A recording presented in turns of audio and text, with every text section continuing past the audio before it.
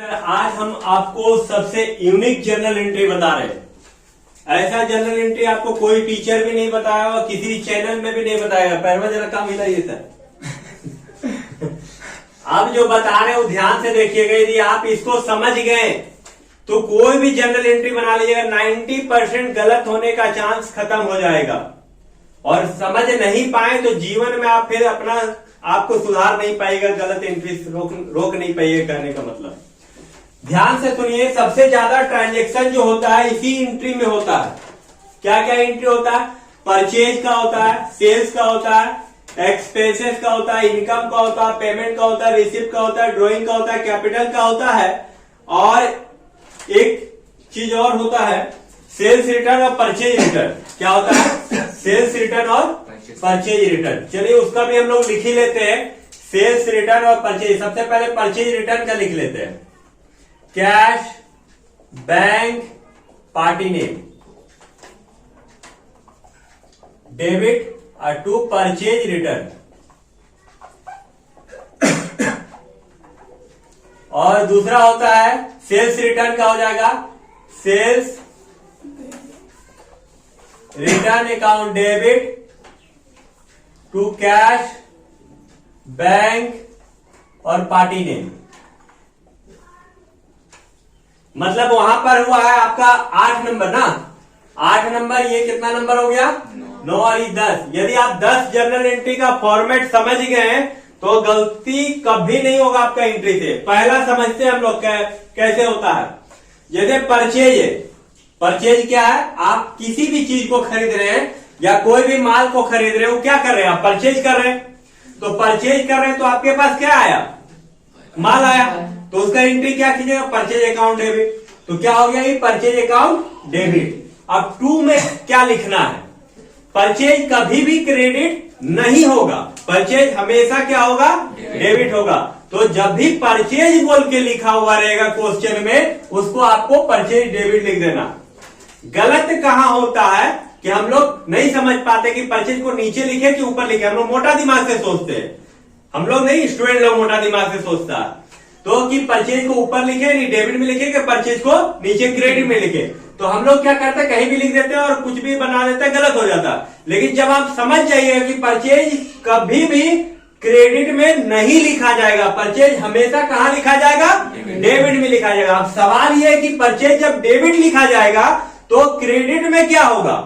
अब क्रेडिट में लिखने के लिए आपको क्वेश्चन को ध्यान से पढ़ना है। यदि उसमें नगद लिखा हुआ है तो टू कैश अकाउंट होगा।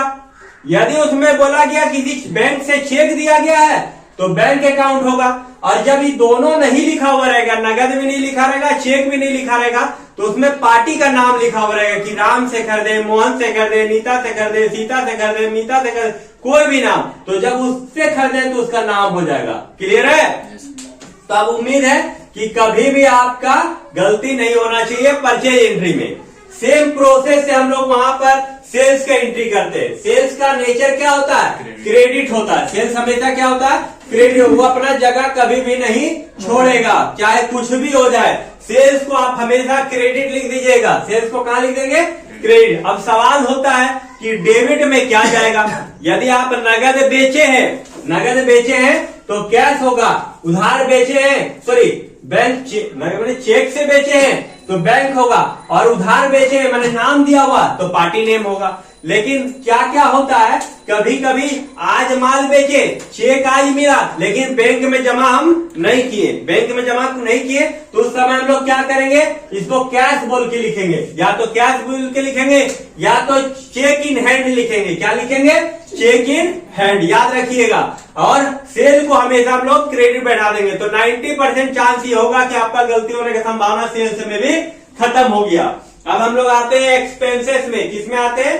एक्सपेंसेस। तो एक्सपेंसेस का नेचर अभी हम समझाए थे। एक्सपेंसेस हमेशा क्या होता है? डेबिट होता है। एक्सपेंसेस हमेशा क्या होता है? डेबिट। कभी भी कोई एंट्री और गलत नहीं होना चाहिए, क्योंकि हमेशा डेबिट जब होगा तो हम लोग नीचे लिख ही नहीं सकते। जब हमेशा डेबिट होगा तो नीचे हम लोग नहीं लिख सकते, क्रेडिट में नहीं लिख सकते। तो कोई भी एक्सपेंसेस जैसे rent paid, salary paid, discount allowed, bad debt, loss on sale, कुछ भी वो हमेशा क्या हो जाएगा? डेबिट हो जाएगा। अब सवाल ये है कि जब डेबिट एक्सपेंसेस हो जाएगा तो क्रेडिट में क्या लिखेंगे? दो ही चीज होता है पेमेंट करने का, या तो आप चेक दीजिए या तो आप कैश दीजिए। तो जब चेक दीजिएगा तो बैंक का नाम होगा, जब चेक दीजिएगा तो क्या लिखा जाएगा, टू में बैंक का नाम, और यदि नगद दीजिएगा तो क्या हो जाएगा, कैश हो जाएगा। क्लियर है ना। अब हम लोग आते हैं इनकम में। जब आपको कोई भी पैसा आपको मिल रहा, प्रॉफिट हो रहा है, तो वो इनकम कहते हैं। जैसे rent receive, salary receive, commission receive, discount receive, है ना, बैड डेट रिजर्व। तो जब भी आपको पैसा मिल रहा है वो किसी भी तरह से, तो इनकम का नाम हमेशा क्रेडिट होगा। इनकम का नाम क्या होगा, क्रेडिट होगा। और जिस माध्यम से आपको मिल रहा वो हमेशा डेबिट होगा। यदि नगद मिल रहा तो कैश डेबिट होगा, और चेक मिल रहा तो बैंक डेबिट होगा। अब सवाल है कि एसबीआई का चेक मिला है तो यहाँ बैंक नहीं लिखा जाएगा, यहाँ एसबीआई लिखा जाएगा। क्या लिखा जाएगा, एसबीआई लिखा जाएगा। तो गलत होने का संभावना यहाँ भी आपका खत्म हो गया।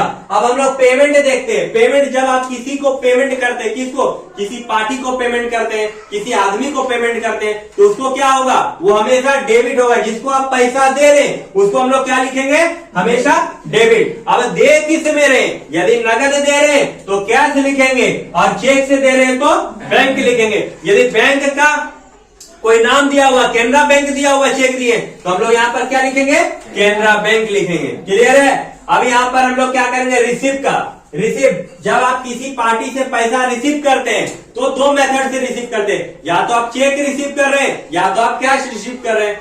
यदि चेक को उसी दिन बैंक में जमा किया जाएगा तो बैंक लिखा जाएगा, और नहीं तो उसको कैश, चेक इन हैंड बोल के भी लिख सकते हैं, या तो कैश बोल के लिख सकते हैं। अब सवाल ये है कि जब हमको पैसा मिला तो किससे मिला, उसका पार्टी का नाम नीचे लिखेंगे, जिससे हमको मिल रहा, जो हमको पैसा दे रहा, उसको कहाँ लिखेंगे, नीचे लिखेंगे, क्रेडिट में लिखेंगे। और डेबिट में किसको लिखेंगे, जो हमको मिल रहा है। यदि नगद मिल रहा है तो कैश लिखेंगे, और चेक से मिल रहा तो बैंक लिखेंगे। लेकिन बैंक भी किसको लिखेंगे, उस बैंक का नाम को लिखेंगे। किसको लिखेंगे, बैंक का नाम को लिखेंगे। अब देखिए, कभी कभी ड्राइंग होता, हम समझाए थे ड्राइंग का मतलब क्या होता है, जब अपना बिजनेस से खुद का प्रयोग के लिए नगद निकाल लिए, या चेक बैंक से निकाल लिए, या माल निकाल लिए, वो अपना पैसा निकाले बिजनेस का पैसा, तो उसको हम लोग क्या करते हैं, ड्राइंग करते हैं। और ड्राइंग को हमेशा हम लोग डेबिट करते हैं। ड्राइंग को हमेशा क्या करते हैं, डेबिट। कभी भी क्रेडिट नहीं हो सकता, कभी भी नीचे नहीं लिखा जाएगा, हमेशा कहाँ लिखा जाएगा, डेबिट में लिखा जाएगा। अब यदि नगद निकाल रहे हैं तो कैश लिखेंगे,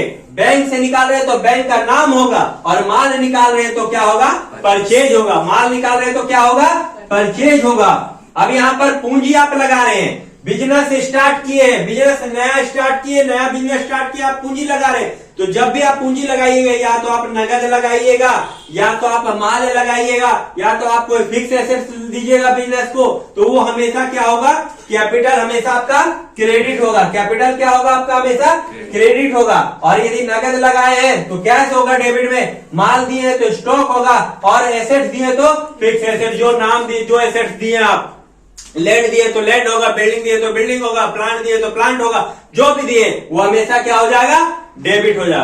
क्लियर है। अब हम लोग यहाँ पर आते हैं, दो बचा हुआ, एक 9 नंबर में आपका परचेज रिटर्न और 10 नंबर में सेल्स रिटर्न। तो परचेज जब डेबिट होता है बाबू, तो परचेज रिटर्न हमेशा क्या हो जाएगा, क्रेडिट होगा। परचेज रिटर्न कभी भी अपना जगह नहीं चेंज करेगा, हमेशा जब भी परचेज रिटर्न लिखा रहेगा आपको डेबिट लिख देना है। और यदि आपको नगद दे रहा पैसा तो कैश लिखा जाएगा, चेक दे रहा तो बैंक लिखा जाएगा, और यदि कोई पार्टी दे रहा आपको तो उसका पार्टी का नाम होगा।